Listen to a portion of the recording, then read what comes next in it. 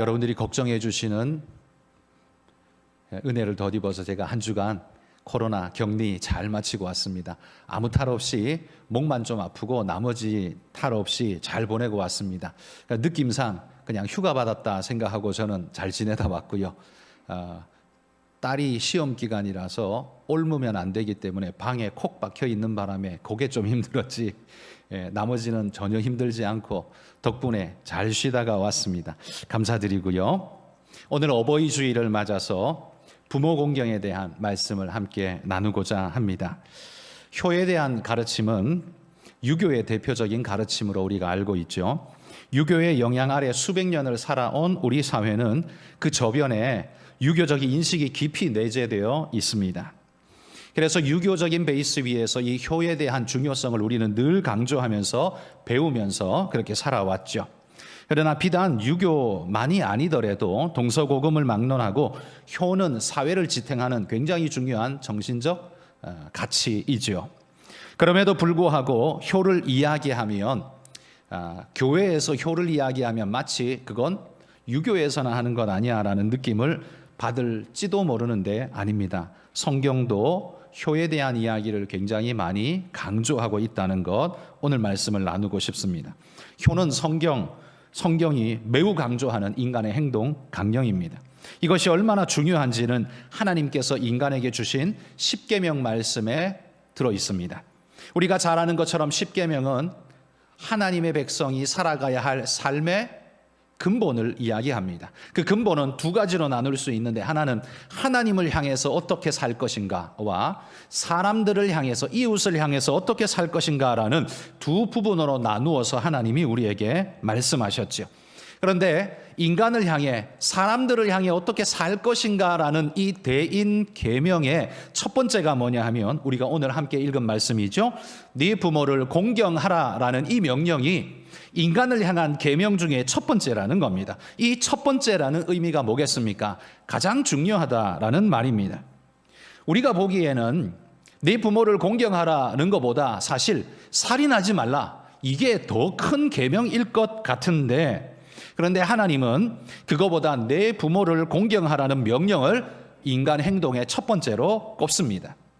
총신대학교 신학대학원 교수님인 김지찬 교수님이 쓰신 책 데칼로그에 보면 이 5계명을 이렇게 이야기하고 있습니다. 제가 한번 읽어드리겠습니다. 이웃과의 관계를 다루는 계명 가운데 부모를 공경하라는 말씀이 제일 먼저 나오는 것은 부모가 하나님과 이웃 사이를 연결하는 고리이기 때문이다. 하나님을 공경하듯 인간 부모를 공경해야 다른 이웃과의 관계도 제대로 이룰 수 있다는 논리가 들어있는 것이다. 하나님을 공경하듯 인간 부모를 공경해야 비로소 이웃의 목숨을 존중해 살인하지 않게 되고, 이웃의 아내를 탐해 간음하지 않게 되며, 이웃의 것을 도둑질하지 않으며, 이웃을 해하려고 거짓 증거하지 않고 이웃의 것을 탐하지 않게 되는 것이다. 이렇게 이야기를 합니다. 부모를 공경하라는 이 말씀은 우리가 하나님을 대할 때 그분을 경외하듯 부모님을 대하는 것도 그에 준하는 마음으로 하라라고 지금 명령하고 있는 겁니다. 여러분, 하나님을 경외하다라고 말할 때 이 경외라는 단어, 이건 하나님을 향하는 우리의 자세를 표현하는 말인데요. 교회 용어 사전에 보면 이 경외라는 말의 뜻이 뭐냐, 정의를 이렇게 내려놓고 있습니다. 공경하고 어려워함, 주로 하나님과 관련해 사용되며 무서움과 공포로서가 아닌 하나님의 주권과 영광을 인정하는 자가 가지는 거룩한 두려움, 곧 경건한 공경심을 일컫는다. 따라서 경외란 존경하는 마음으로 삼가 조심함이라는 의미가 담겨 있다. 이렇게 경외라는 단어를 풀어주고 있습니다. 한마디로 말해서 저는 이 경외라는 걸 그냥 이렇게 한마디로 설명합니다. 두려움적 특성을 내재한 존경의 깊은 마음이라고 저는 그렇게 해석합니다. 그래서 이 단어는 늘 하나님께만 쓰이는 단어입니다. 경외, 하나님께만 써요. 그런데 놀랍게도 이 단어가 하나님 외에 딱 한 존재에게만 더 쓰이고 있는데, 그게 누구냐 하면 바로 부모님에 대해서 쓰인다는 겁니다. 레위기 19장 3절 말씀 우리 같이 한번 읽어봅시다. 너희 각 사람은 부모를 경외하고 나의 안식일을 지키라. 나는 너희의 하나님 여호와니라. 여기 하나님을 경외하라, 이건 너무 자연스러운 말인데 여기 보면 네 부모를 경외하라 이 표현을 쓰고 있다는 겁니다. 엄청나죠. 하나님께서 이 경외라는 단어를 쓸 수 있도록 허락한 존재는 부모밖에 없다는 말입니다. 이건 하나님께서 부모를 생각하는 그 부모의 위치가 얼만큼 높은가를 우리에게 보여주는 거죠. 여러분, 우리는 경험적으로 부모님께 잘하는 효자들이 사회적 관계도 선하게 만들어 간다는 걸 우리는 경험적으로 알고 있습니다. 물론 100%다 이렇게 말할 수 없다라고 말할지도 모르지만 보편적으로는요, 부모님께 잘하는 사람들이 이웃들에게도 잘하더라고요. 그런 면에서 볼 때 김지찬 교수님이 설명한 하나님을 공경하듯 인간 부모를 공경해야 다른 이웃과의 관계도 제대로 이룰 수 있다라는 이 말은 정말 사실인 것 같습니다. 부모를 공경하는 사람은 부모의 마음에 못을 박는 일을 하지 않습니다. 부모가 싫어하는 일은 하지 않으려 하고 부모가 좋아하는 일을 하려고 애를 씁니다. 우리는 어릴 때부터 훈련받았죠?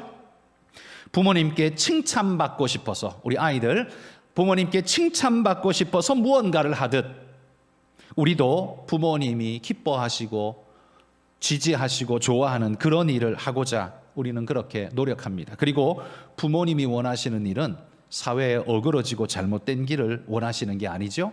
늘 바른 길, 정직한 길, 옳은 길을 우리 부모님들은 자식에게 바라기 때문에 부모님의 원함을 따라가는 그 길은 언제나 바르다고 말할 수 있을 겁니다. 그런 측면에서 부모 공경이 하나님과 이웃을 연결시켜주는 연결점이다. 그래서 대신계명과 대인계명의 매듭, 연결선에 내 부모를 공경하라는 말씀이 있다는 건 굉장히 의미 있는 이야기라는 말입니다.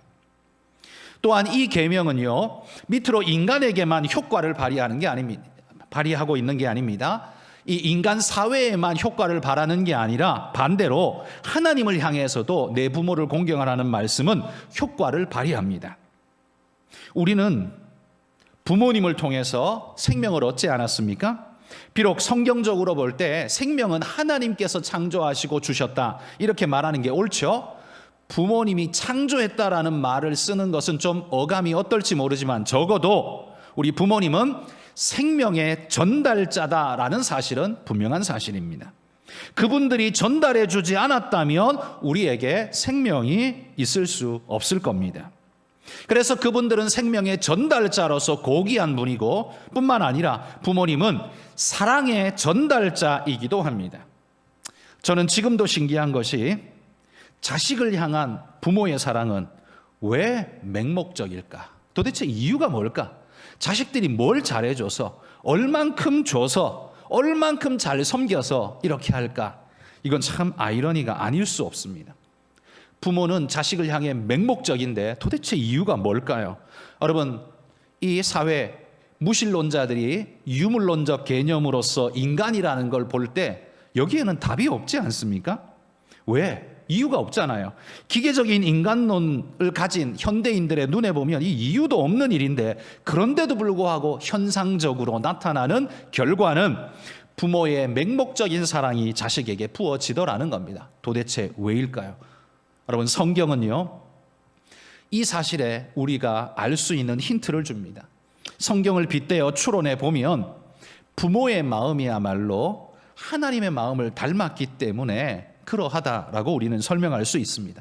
인간을 창조하시고 사랑하셨던 그 마음을 하나님께서 부모에게 넣어주신 것입니다. 그리고 네가 자식을 낳으면, 마치 창조하듯 낳으면 네가 낳은 그 자식을 사랑하고 사랑함으로써 이 계대가 이어지고 그럼으로써 이 역사가 아름답게 진행될 수 있도록 하나님이 인생에게, 부모에게 사랑의 마음을 한껏 주님을 닮은 마음을 넣어 주셨다는 거죠. 그렇다면 세상 모든 자식들은요, 바로 이 부모님의 사랑을 통해서 하나님의 사랑을 발견할 수 있다는 말입니다. 부모님의 그 사랑 때문에 이 세상을 살아갈 이유와 동력을 우리가 발견하듯이 하나님의 그 사랑 때문에 하늘을 살아갈 수 있는 이유와 동력을 우리는 발견합니다. 우리는 우리 뒷집의 개똥이보다 공부를 더 잘하지 못했을지 모릅니다. 옆집 꽃순이보다도 더 예쁘지 못했을 수 있습니다. 그런데 그럼에도 불구하고 그런 것하고 하등 상관없이 우리 부모님들은 우리에게 무한한 사랑을 부어주셨습니다. 잘난 것 하나 없는 우리를 위해서 모든 것을 부어주셨습니다. 그 모습은 우리를 위해, 잘난 것 하나 없는 우리를 위해 십자가 지시고 당신의 생명을 쏟아부어 주신 우리 주님의 사랑을 꼭 닮아 있다라고 말할 수 있는 겁니다. 그래서 여러분, 우리가 부모의 역할을 제대로 하면 우리 자녀들에게 하나님 사랑을 보여줄 수 있는 통로가 되는 겁니다. 하나님의 아름다운 사랑을 보여줄 수 있는 통로가 되는 겁니다. 근데 반대로 부모 역할을 제대로 못하면 구원의 길을 가로막는 그런 일이 벌어지게 되는 겁니다. 아버지에게 제대로 사랑을 받아본 적이 없고 오히려 욕설과 구타만 당해온 아들이라면 여러분, 그가 교회에 나와서 하나님 아버지라고 부를 때 그의 마음속에 드는 생각은 어떤 생각일까요? 아버지라는 그 이미지가 그 사람에게는 폭력적이고도 괴팍한 거의 사탄 같은 느낌일 텐데 하나님 아버지라는 말이 어떻게 들릴까요? 부모 역할을 제대로 못하면 자녀의 신앙 구원의 길을 가로막아 버리는 일을 우리가 할 수 있다는 사실을 우리는 유념해야 합니다. 아버지의 이미지는 그렇게 크게 역사한다는 거예요. 여러분, 온누리교회 이재훈 목사님께서 설교하신 내용 중에 이런 내용이 있었습니다. 미국의 이 범죄 통계를 내어보니까 미국 통계에 의하면 청소년 시기에 감옥 간 사람들의 85%가, 문제 행동을 가진 어린이들의 85%가, 약물 중독에 빠진 사람들의 75%가, 10대에 임신하는 이들의 71%가, 모든 노숙인들과 가출 어린이들의 90%가, 그리고 청소년 자살의 63%가 무엇과 연결되어 있냐면 아버지가 없거나, 그러니까 아버지로부터 건강한 부성애를 받지 못하고 가이드를 받지 못했거나, 혹은 아버지가 삐뚤어져서 부정적인 영향을 받았던 자녀들은 이런 결과가 나타나는 겁니다. 이 퍼센티지가 과반수 정도가 아니라 절대적인 퍼센티지 아닙니까? 85%, 90%. 사회 범죄의 대부분이 어디에서 나오는가를 봤더니만 결국 아버지의 아버지됨, 부모의 부모됨을 제대로 하지 못했을 때 자녀에게서 역기능이 나타나는데 이런 모습으로 나타나더라라는 이야기입니다. 건강한 부모의 역할이 얼마나 중요한가를 미국의 그 통계 자료를 통해서 우리가 분명하게 수치로 볼 수 있다는 거죠. 그런 의미에서 여러분, 부모가 부모 노릇을 제대로 하는 것은 하나님의 하나님 되심을 나타낼 수 있는 정말 중요한 요소가 된다는 사실을 기억하십시오. 우리는 효를 가리켜서 자식의 역할이라고 생각합니다만 아닙니다. 효는 자식의 역할이기도 하지만 거기에는 부모의 역할도 들어있다는 겁니다. 표면적으로는 자식의 역할인데 그것이 가능하도록 만드는 베이스는 부모가 그 역할을 깔아줘야 한다라는 말이죠. 진정한 효자는 어디에서 나오느냐? 그냥 자식의 천성이 착해야만 효자가 되는 게 아니라 부모의 일상의 가르침과 모범이 큰 역할을 한다라는 거예요. 여러분, 우리가 부모이기에 효도를 자녀에게 요청할 수 있다고 생각하지만 우리가 하나님 앞에서 어버이주의를 맡는다면 한번 생각해 보십시오. 나 때문에 내 자식들이 하나님을 인식하고 하나님께 나아가는 그 길을 오히려 방해받았다면, 그래서 나 때문에 그들이 교회를 나가지 않고 떠나버렸다면 여러분, 이거야말로 부모 역할을 제대로 못한 우리가 가슴을 치면서 회개해야 할 노릇 아니겠습니까? 그러므로 부모된 우리 모든 성도 여러분, 자식의 효도를 바라는 것만 요구하기보다 우리에게 맡겨진 부모의 역할을 건강하게 내가 잘 감당하고 있는가를 돌아보면서 건강한 부모가 먼저 되시기를 바랍니다. 그리고 자녀 되신 우리 성도 여러분, 부모님이 어떠하든지 간에 자녀로서의 자녀 역할을 충실하게 감당함으로써 하나님의 칭찬받는 분들이 되시기를 주의 이름으로 축복합니다. 여러분, 우리가 하나님께 드리는 최고의 섬김을 뭐라고 부릅니까? 그걸 예배라고 부릅니다. 하나님께 올려드리는 최고의 섬김, 그걸 예배라고 불러요. 이 예배라는 단어는요, 오직 하나님께만 사용되는 독보적인 단어입니다. 인간에게는 예배란 단어가 쓰이지 않습니다. 인간에게 부모님을 예배한다 이런 말 쓰이지 않습니다. 이 예배라는 단어는 이렇게 독보적인 단어예요. 근데 우리가 하나님을 사랑하여 올려드리는 지극한 섬김을 예배라고 부르는데, 그런데 우리 부모님을 향해서 우리가 올려드리는 최고의 섬김은 뭐라고 부르냐면 공경이라고 부른다는 거예요. 예배와 공경은 사실 같은 궤를 가지고 있습니다. 하늘 아버지를 향한 우리의 지극한 섬김을 예배라고 부르듯 땅의 부모님을 향해 섬기는 우리의 지극한 섬김을 공경이라고 부른다는 거예요. 물론 예배가 공경보다 더 어미하고 높은 뜻을 담고 있는 것은 사실입니다. 그러나 이 둘은 같은 궤를 하고 있다는 말이에요. 오늘 본문에 내 부모를 공경하라라는 이 십계명의 말씀에 공경하라라는 이 단어가 히브리 원어적으로는 카베드라는 단어를 씁니다. 카베드. 근데 이 카베드의 원래 원뜻이 뭐냐 하면 무겁다라는 이런 뜻입니다. 무겁다. 근데 이 카베드, 무겁다라는 단어가 명령형으로 쓰일 때 이게 무겁게 여기라, 비중 있게 생각하라, 중요하게 여기라, 이런 의미로 쓰입니다. 그러니까 이 무겁다는 말은 단순한 물리적 무게를 말하는 게 아니죠. 의미적 무게를 말하는 겁니다. 그래서 직역하면 이렇게 되는 겁니다. 내 부모를 무겁게 여기라. 무겁게 여기라. 좀 이상하십니까? 내 부모를 중하게 여기라. 그런 의미입니다. 그런데 놀라운 건요, 이 카베드라는 동사가 쓰인 성경의 용례를 살펴보면 구약 성경에 딱 4번만 사용되었습니다.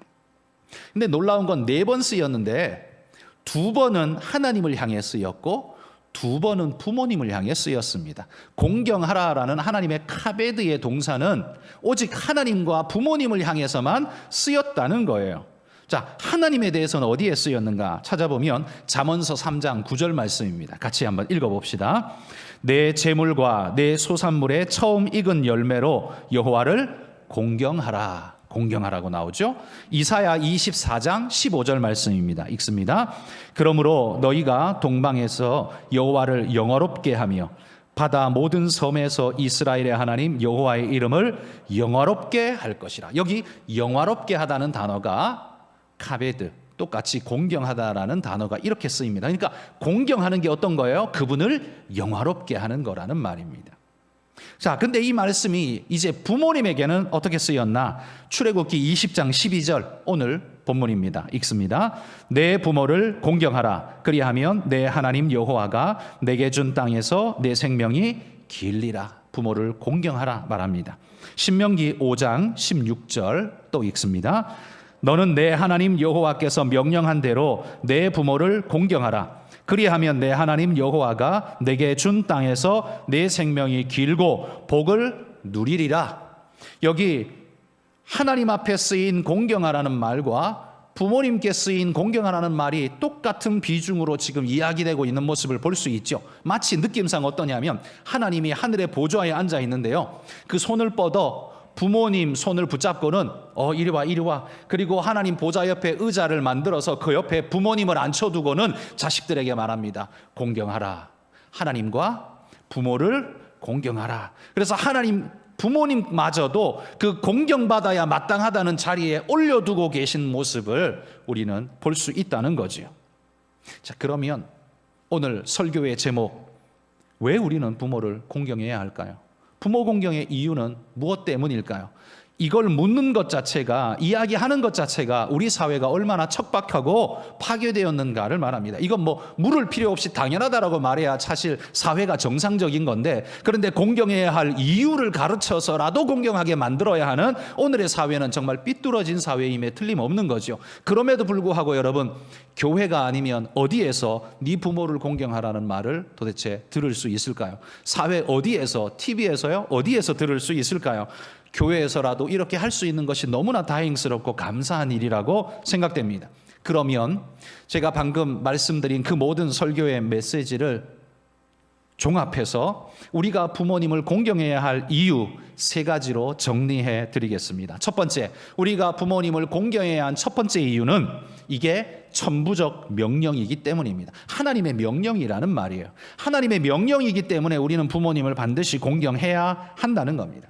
여러분, 유산을 많이 물려주는 부모는 많이 공경하고, 조금 물려준 부모는 조금 공경하고, 물려줄 게 없는 부모는 공경하지 않아도 된다고 말하지 않습니다. 성경에는 네 부모를 공경하라라고 말했지, 네 잘난 부모를 공경하라라고 말하지 않고, 유산 많이 물려주는 부자 부모를 공경하라 이렇게 말하지도 않습니다. 그저 네 부모를 어떤 조건이든 어떤 상황이든 어떤 자격 요건이든 상관없이 부모라면 공경하라. 성경은 그렇게 말하고 있다는 거예요. 부모가 어떠하기 때문에 공경받아야 한다라고 말하지 않는다는 거예요. 부모라는 그 자체 때문에 공경받아 마땅하다고 말합니다. 부모는 하나님이 이 땅에 하나님의 대리자로 보내주신 분이기 때문에 우리는 공경해야 합니다. 왜? 그분 때문에 생명을 전달받을 수 있었고, 그분 때문에 우리는 살아갈 수 있고, 그분 때문에 사랑을 배웠고, 그분 때문에 인간 구실하며 살 수 있는 모든 기초를 우리는 그분 때문에 얻었기 때문에 우리 모두는 그분을 공경해야 합니다. 부모님을 공경해야 한다는 겁니다. 카베드, 공경하다는 단어가 오직 하나님과 부모에게만 쓰였다는 것, 바로 이게 하나님의 명령을 증거해주고 있는 것이라는 말이죠. 여러분, 만약에 그런 가정들도 있지 않겠습니까? 부모가 부모 노릇을 진짜 못하고 어찌 보면 자녀들에게 모질게 나쁜 짓만 한 그런 부모도 있을 수도 있잖아요. 아주 극소수이겠지만 그런 사람이 있을 수 있잖아요. 그래서 우리는 이렇게 말합니다. 부모에게 공경받을 자격을 논하는 그런 자녀들을 우리는 만날 수 있죠. 그렇지만 한번 깊이 생각해 보십시오. 그런 자식에게 누군가가 이렇게 되묻는다면 어떨까요? 그러면 당신은 무한한 사랑을 지금까지 부모로부터 받을 자격이 얼마나 있었기에 그런 사랑을 받고 지금까지 자라왔습니까? 말도 못하고 걷지도 못하고 기지도 못하고 땅바닥을 뒹굴고 있을 때, 바둥바둥거리고 있을 때 씻겨주고 먹여주고 안아주고 재워주고 그 모든 일을 다 감당하면서 키워낸 그 부모의 수고는 무엇 때문에 한 것입니까? 뭐가 그렇게 잘나서 한 것일까요? 여러분, 우리 하나를 키워내기 위해 오늘 개념으로 따지자면 지금 자식 하나 키워내려면 수십억이 들 겁니다.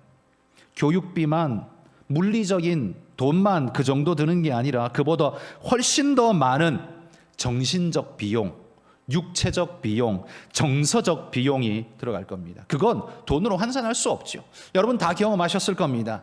청소년 사춘기 시절에 자녀를 키워내는 거 얼마나 어려운 일입니까? 품에 안겨 젖먹이 아기를 키우는 건 그나마 수월할 겁니다. 그런데 사춘기에 그 지 잘났다고 그 바둥바둥거리며 뻐덕뻐덕거리며 자기 잘났다고 그 큰 소리 치면서 부모를 완전 무시하면서 그렇게 나대는 그런 자녀를 참아주고 인내하면서 그렇게 키우는 게 여러분, 이 정서적 비용이 도대체 얼마일까요?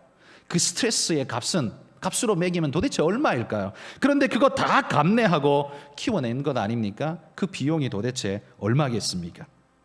사실 자격으로 말한다면 그 말도 안 듣는 우리 같은 자식 내다버리고 어디 고아원에서 착하고 똑똑하고 말 잘 듣는 그런 애 하나 데려다가 키우는 게 차라리 더 낫지 않을까요? 그런데 우리의 부모님들은 우리 자식을 천부적 선물로 여기고 모든 것을 쏟아부으며 키웠습니다.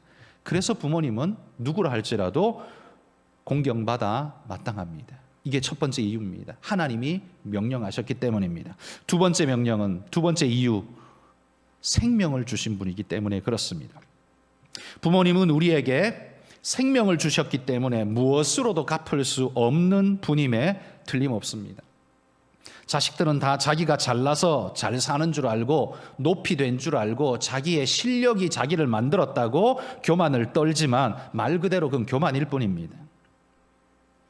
그 밑바탕이 되는 생명을 부모로부터 전달받지 않았으면 가능했습니까? 다 불가능한 일입니다. 부모가 서포터 해주지 않았으면 그렇게 잘날 수 있었습니까? 불가능했습니다. 세상에 태어나지 못했다면 그렇게 큰 소리 칠 수 있겠습니까? 다 불가능한 일입니다. 결국 돈으로 살 수 없는 가장 귀한 것을 주신 분이기 때문에 우리가 부모님을 공경해야 할 이유는 마땅합니다. 그래서 하나님도 카베드를 오직 부모에게만은 허락해 주셨다는 말입니다. 세 번째, 부모 공경의 세 번째 이유는 그분은 생명만 준 게 아니라 무한한 사랑을 우리에게 쏟아부어 주신 분이기 때문에 우리는 부모를 공경함이 마땅합니다. 저도 저희 부모님이 대구에 살고 계신데요, 1년에 몇 번 찾아뵙지도 못합니다. 그냥 명절 때 찾아뵙고 생신 때 찾아뵙고 그리고 잘 내려가지도 못합니다. 그런데 제가 오늘도 이제 예배 다 끝나면 잠깐 내려갔다가 오려고 합니다. 근데 항상 내려가는 시간이 거의 그래요. 주일날 오후 예배 다 마치고 저녁 식사 거의 할 때쯤, 그때쯤 내려갑니다. 그때쯤 내려가면요, 집에 들어가면 뭐 한 10시나 10시 넘어서 이때쯤 도착하게 됩니다. 항상 그렇게 내려갑니다. 그러면 부모님들은 벌써 졸고 주무시고 계시죠. 뭐 9시 뉴스 보다가 그냥 기다린다 하다 거의 수면 상태로 쏙 자기도 모르게 빠져들어가시죠. 그런데 자식이 배를 누르고 문을 두드리고 목소리를 내면 어떻게 해요? 벌떡 일어나서 언제 잤냐는 듯이 벌떡 일어나서 달려나와서 쓰다듬으며 잘 왔다라고 맞아주시죠. 그 부모님들은요, 우리 모두 마찬가지입니다. 그 부모님들은 우리가 들고 간 선물이 눈에 보이지 않고 자식만 눈에 보입니다. 그리고 그분들은 늘 우리에게 이렇게 말하죠. 네가 선물이다. 네가 와주는 게 선물이다 라고 늘 이야기하죠. 여러분, 일생 동안 자식 잘 되기를 보고 싶어서 고생과 눈물과 아픔을 기쁨으로 삼키신 분들이 부모님 아닙니까? 그래서 부모님의 그 사랑을 단순히 부모님이 자식을 좋아한다 이렇게 표현은 안 하잖아요. 좋아한다, 감히 이런 표현 쓰지 않죠. 왜냐하면 이건 부모님의 사랑을 어찌 보면 되게 욕되게 하는 일이 될지도 모르기 때문입니다. 부모님의 사랑은요, 단순히 좋은 것 정도가 아니죠. 부모님의 사랑은 거기에 희생과 눈물과 인내와 그 모든 아픔의 감내가 들어있는 사랑이기 때문에 단순히 좋아한다는 것과는 비교할 수 없는 진짜 사랑이기 때문에 그렇습니다. 그리고 우리는 그분들의 사랑을 통해서 하나님의 사랑을 보게 됩니다. 부모님이 없으셨다면 우리는 하나님의 사랑이 뭔지 잘 몰랐을 겁니다. 왜요? 보이지 않으시고 그 광대하신 하나님이 우리가 어떻게 그 하나님을 알겠습니까? 여러분, 우리가 하나님을 표현할 때 어떻게 표현합니까? 하나님은 무엇이다 이렇게 표현할 수 있습니까? 그 표현이 가능합니까? 그분을 다 설명할 수 있는 단어가 도대체 무엇입니까? 없습니다. 그래서 우리는 하나님을 표현할 때 어떻게 표현해요? 마치 무엇과 같이 이렇게 표현합니다. 왜? 그분을 딱히 설명하기가 어렵기 때문에 비유적 설명으로만 그분을 대충 설명할 수밖에 없는 언어적 한계가 우리에게 있기 때문이죠. 그래서 무엇처럼 마치 무엇과 같이 하나님은 그런 분이라고 이렇게 우리는 설명합니다. 그때 사랑을 설명할 때 무엇에 비유합니까? 부모님의 사랑을 비유적으로 이야기할 수밖에 없죠. 지구상 최고의 사랑이 부모님의 사랑인데 하나님의 사랑은 그 부모님의 사랑의 원조다라고 밖에는 우리가 설명할 수 없기 때문이죠. 부모님이 없었다면 우리는 하나님의 사랑을 설명할 방법이 별로 없었을 겁니다. 어떻게 우리가 하나님을 이해할 수 있을까요?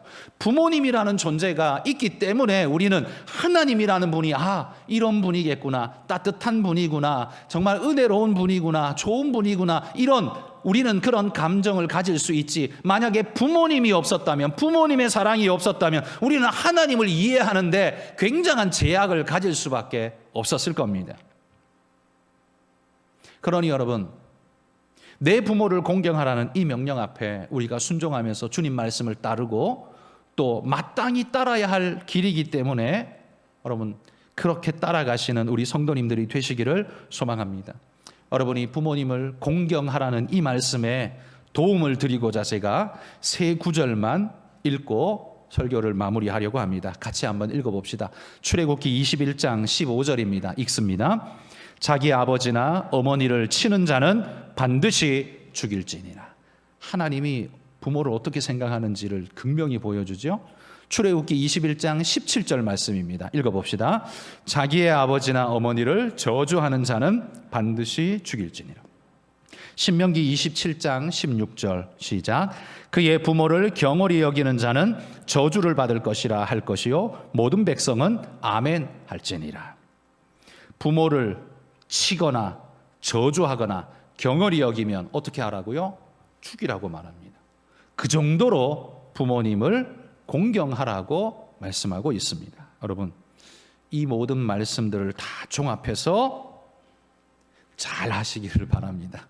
이게 주님의 명령이라는 사실을 기억하고 우리가 그리스도인이라면 하나님의 명령에 순종해서 우리 육신의 부모에게도 지극히 잘해야 한다는 이 사실을 마음에 새기고, 지금은 세상 가치가 다 바뀌어가지고 부모님을 천시하고 멀리하고 기능적으로만 접근하지만 오직 그리스도인만큼은 신앙적으로 사랑으로 부모님을 접근할 수 있는 그런 믿음의 일꾼들이 되시기를 주의 이름으로 축복합니다.